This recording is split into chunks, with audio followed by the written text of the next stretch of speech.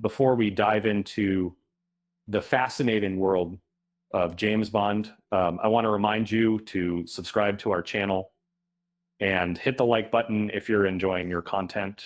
You can even build the mass of minimal moreover when you actually end the content.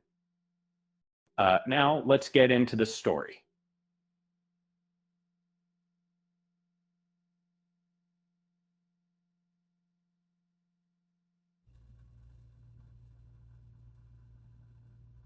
Sean Connery, the iconic Bond, played James Bond in 5 films during the 60s. Dr. No, From Russia with Love, Goldfinger, Thunderball, and You Only Live Twice.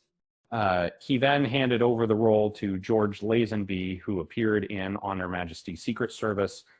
But eventually, Sean Connery returned for Diamonds Are Forever in 1971.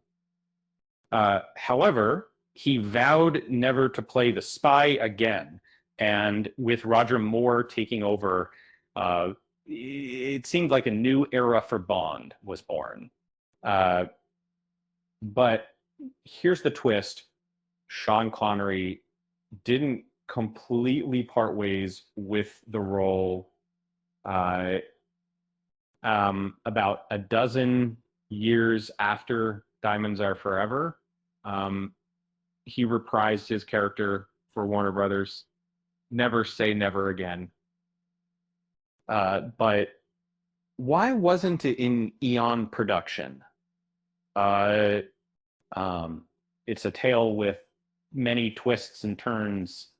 Never Say Never Again is essentially a remake of the classic Bond movie Thunderball, which might seem puzzling given that Eon Productions owned the rights to the Thunderball novel and its film adaptation. However, before the creation of Dr. No, Ian Fleming collaborated with producer Kevin McClory and screenwriter Jack Whittingham on a potential Bond story for the big screen, which they named Longitude 78 West. Due to disagreements over production costs, this project was abandoned, and Fleming reworked the story into the novel Thunderball. In a surprising turn of events, a copyright lawsuit was resolved in 1963, granting Kevin McClory the rights to the story. When Eon came to produce their Thunderball film, a deal was made with McClory, but this didn't mean they owned the work. Rather, they were permitted to create a movie based on it, which I am permitted to separate to some space of McClory harbored ambitions to produce another film from the same source material. But Eon attempted to prevent this with a lawsuit, determining that McClory held exclusive rights to the villainous organization Spectre and the character Blofeld.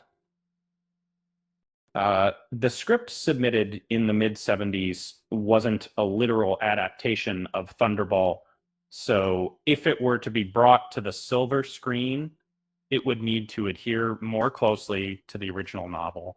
Sean Connery was involved in the project, even influencing who would pen the new screenplay, but he had no intention of appearing in the film himself.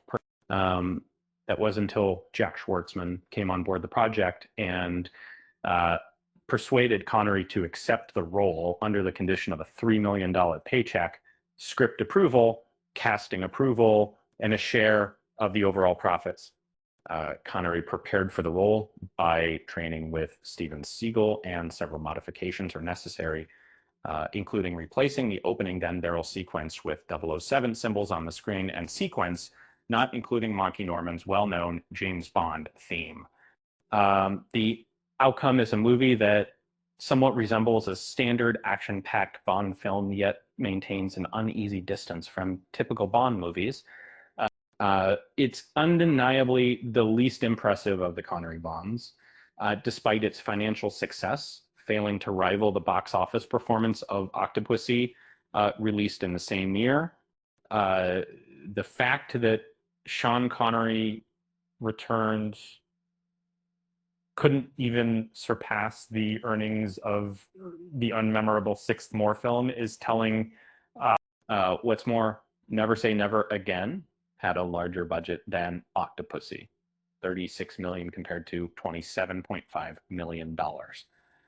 And that's the story of Never Say Never Again, a Bond film that's a bit like a half brother to the rest of the series. But hey, at least it's a reminder that even in the world of James Bond, there's always room for a little bit of chaos and unpredictability. With that said, thanks for watching, and until next time.